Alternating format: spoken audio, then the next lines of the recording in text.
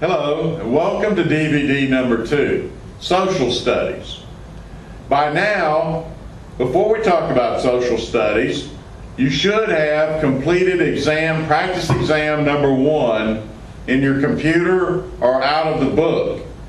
Please score that, and on the computer it will automatically score it for you to determine your weaknesses and strengths.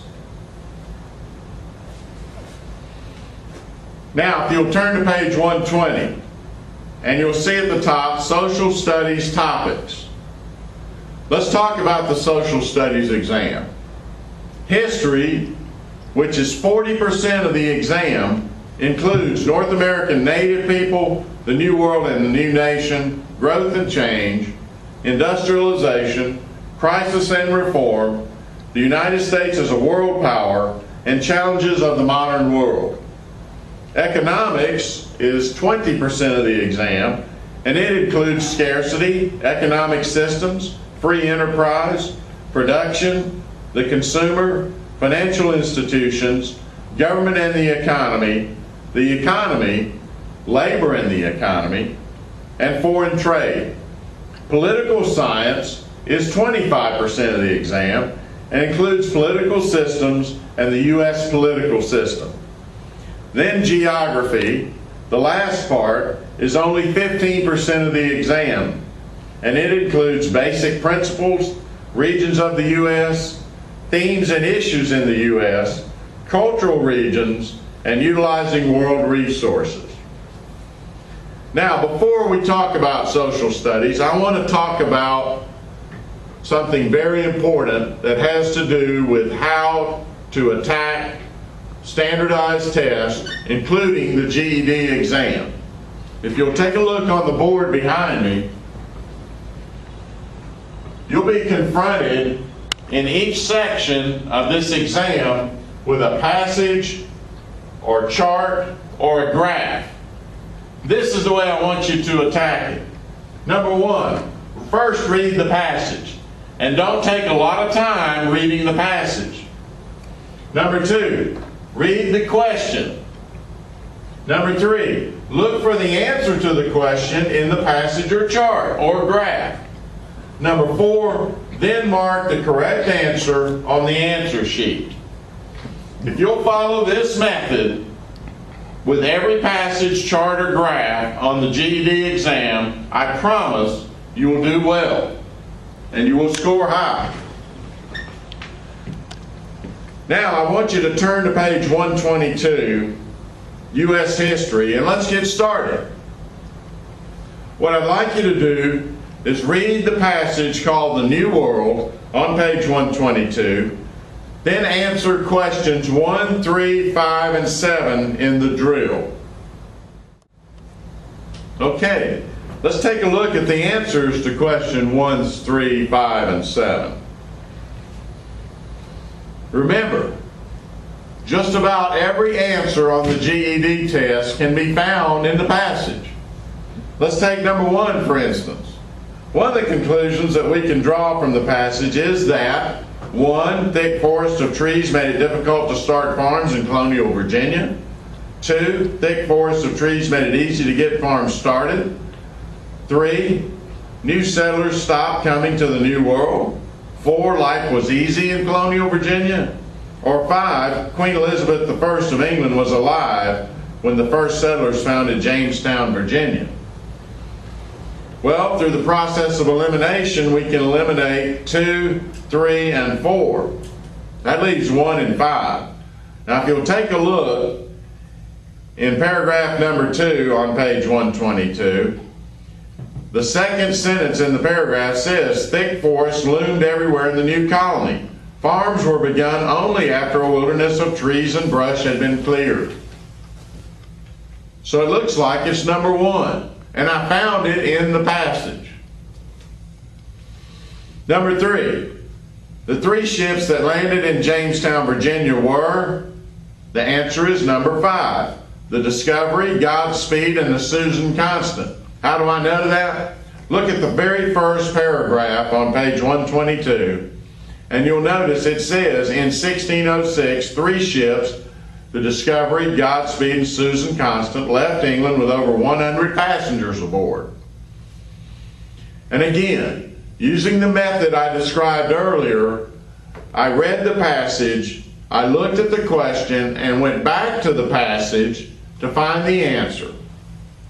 Number 5, the first colony was established in, looking back in the text on page 122, number 1, 1607 is the answer you should have gotten. Number 7, in which colony did the House of Burgesses begin?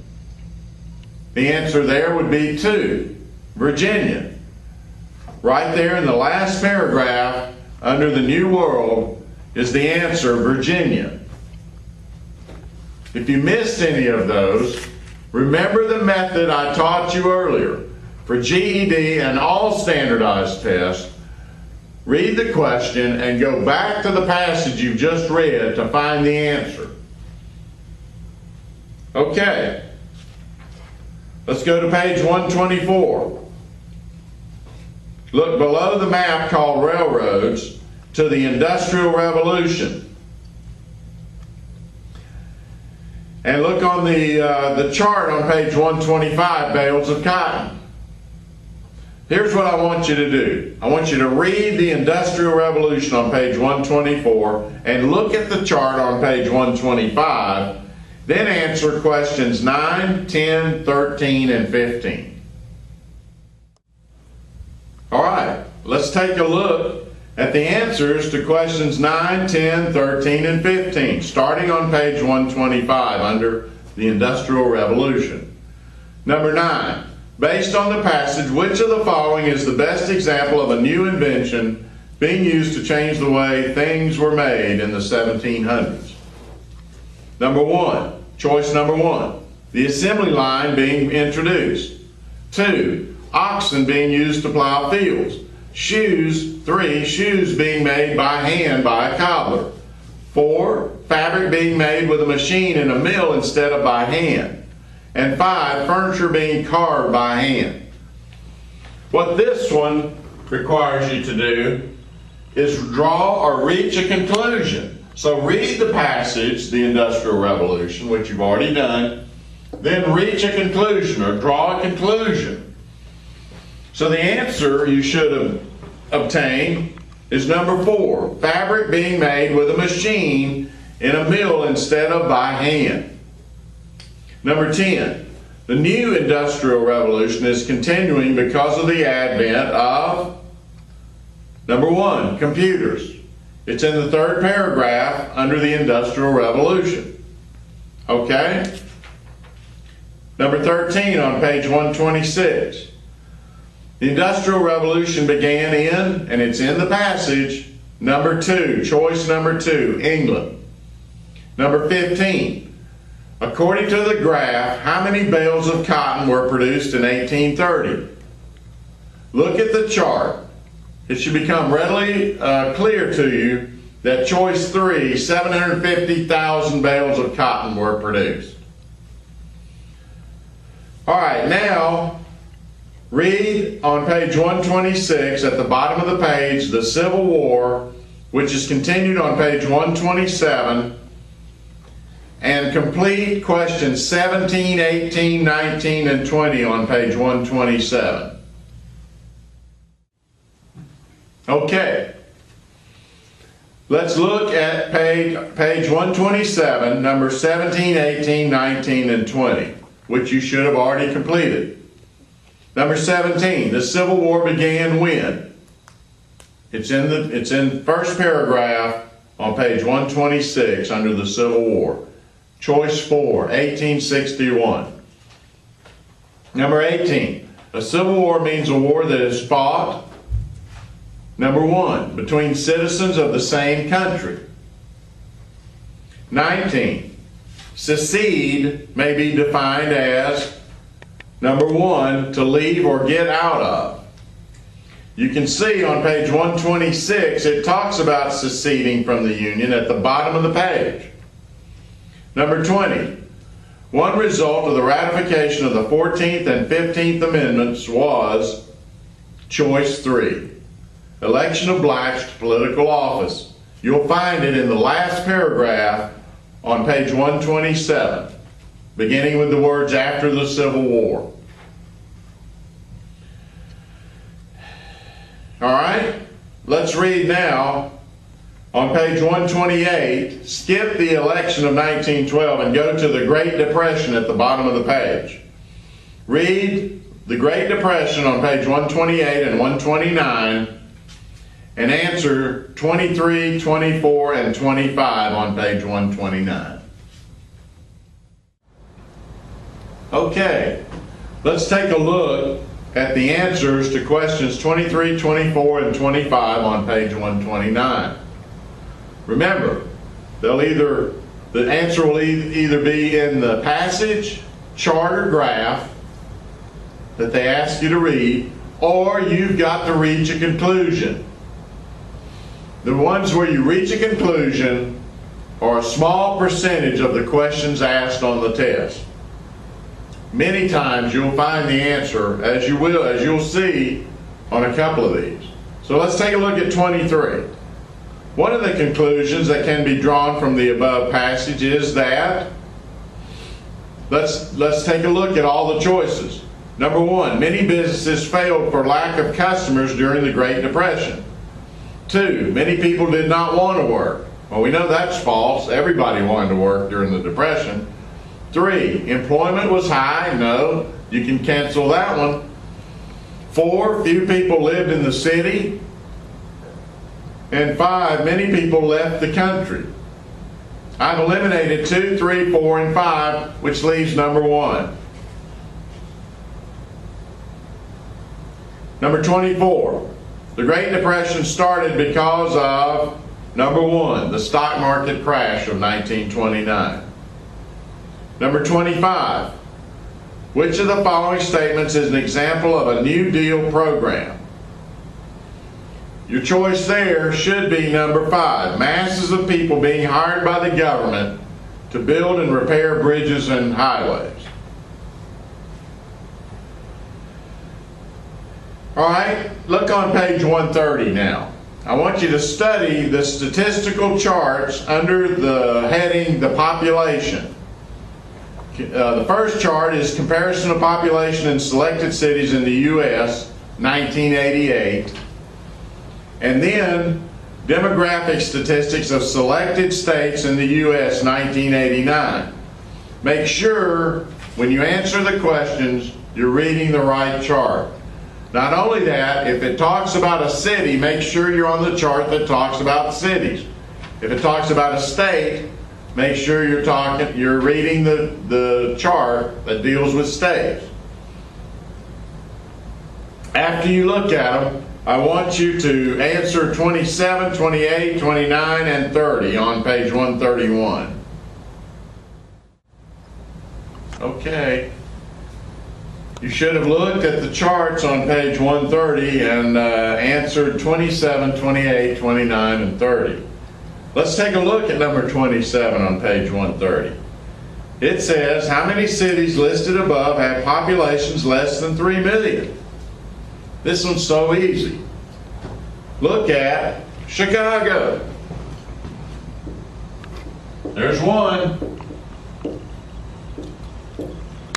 And remember, we're talking about cities here, not states. Houston, it's below.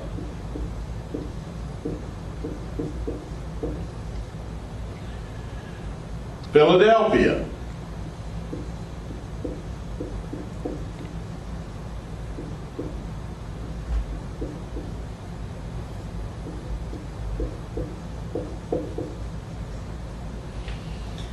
And one more, San Diego.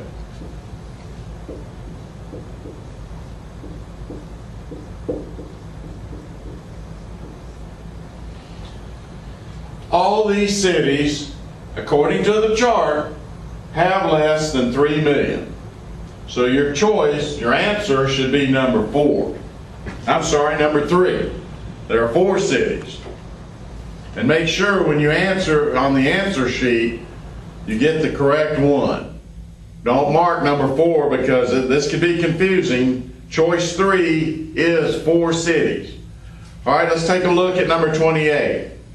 Which state has the second smallest population of the states listed? Now we're talking about states. Your answer there should be Massachusetts, choice number 5. Number 29. Of the states listed, which state has the highest population density or number of people per square mile? That would be choice 1, Rhode Island. As you can see on the chart, demographic statistics of selected states in the U.S., 1989. And the last one I asked you to perform is number 30. The state with the third highest per capita income is, again, that would be Rhode Island, choice number 2. All right, turn to page 133. I want you to read the passage, The Importance of Economics, on page 133, then turn the page to 134 and answer 1, 2, 3, and 4. Now, let's take a look at the answers to questions 1, 2, 3, and 4 on page 134. Number 1. Economics as a scholarly discipline can be traced back to about the Roaring Twenties, no. The 60s, no. The Classical Age or the Civil War, no. I've eliminated all 4 of those, and that leaves number 1, the American Revolutionary War, which you'll find on page 133 in the first paragraph. Number 2. The study of how people use limited natural resources to meet unlimited wants is, number 2, economics. Can also be found in the passage. Number 3, a method of looking at individual parts of the economy is, that would have to be number 3, microeconomics.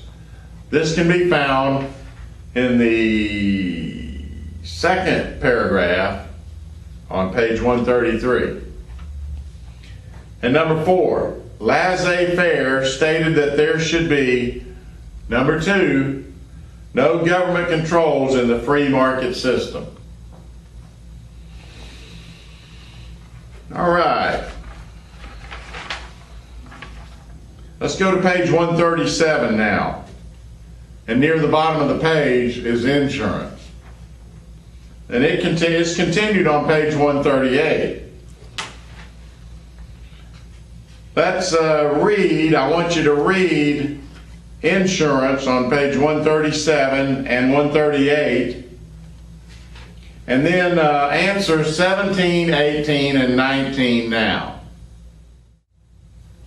So now, let's take a look at the answers you should have gotten for 17, 18, and 19 on page 138 of your textbook.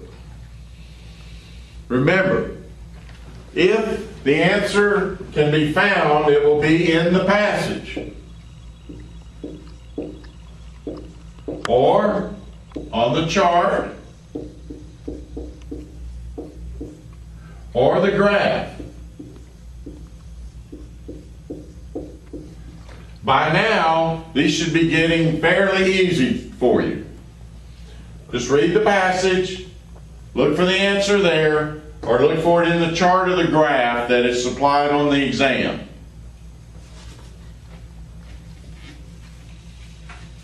Now, number 17. The Federal Reserve System is made up of, choice number 4, 12 Federal Reserve districts, found in the passage. Number 18, a conclusion that can be drawn from the above passage is that, number 1, that a depositor's money up to $100,000 is safe in a bank if it is a member of the FDIC. Again, number 18 requires that you draw or reach a conclusion about the passage. Number 19, the Federal Reserve banks are, choice 2, spread throughout the United States.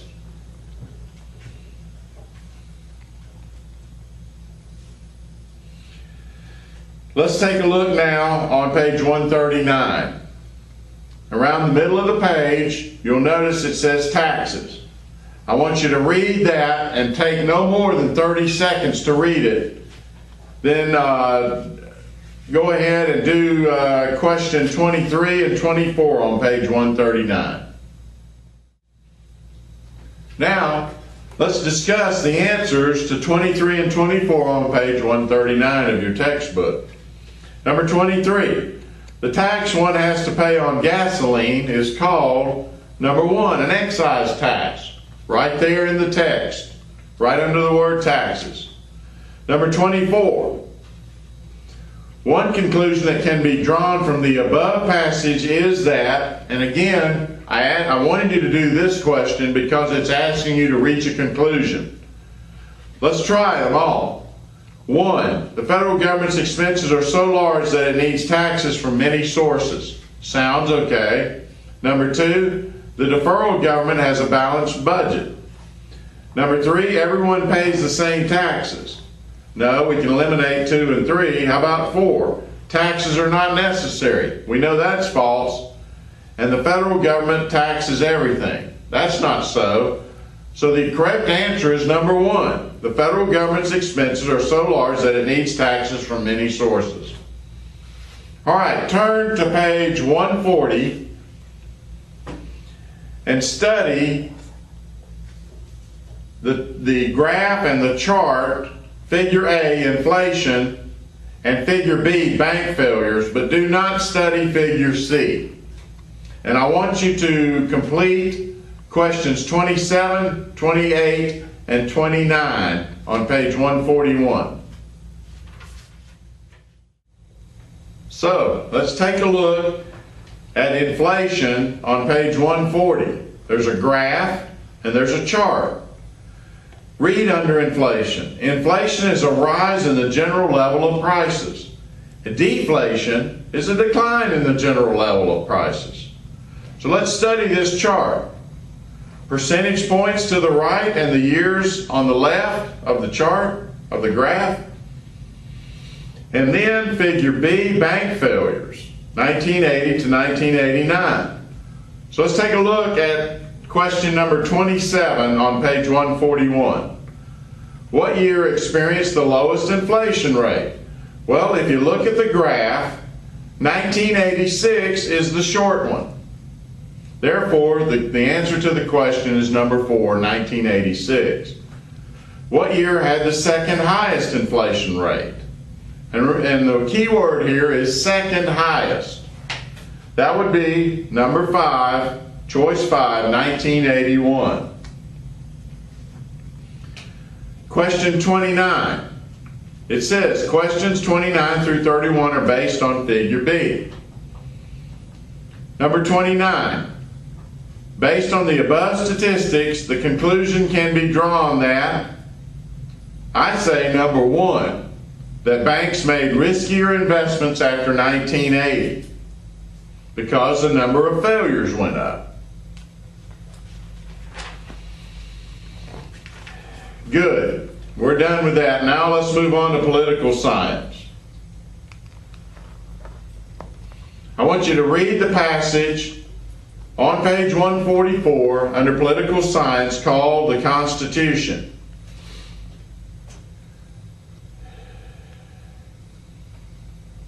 Then answer questions 1, 2, 3, and 4.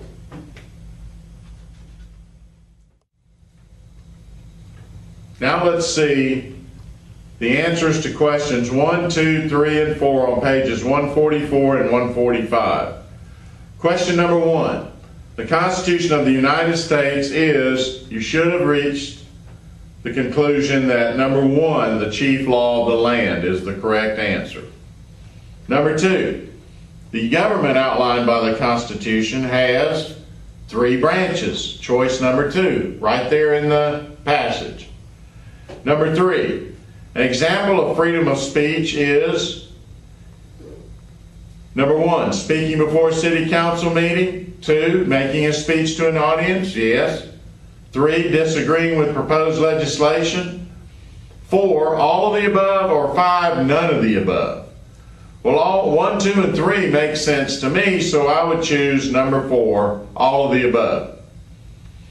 Number 4, The four basic freedoms are contained in number 3, choice number 3, the First Amendment.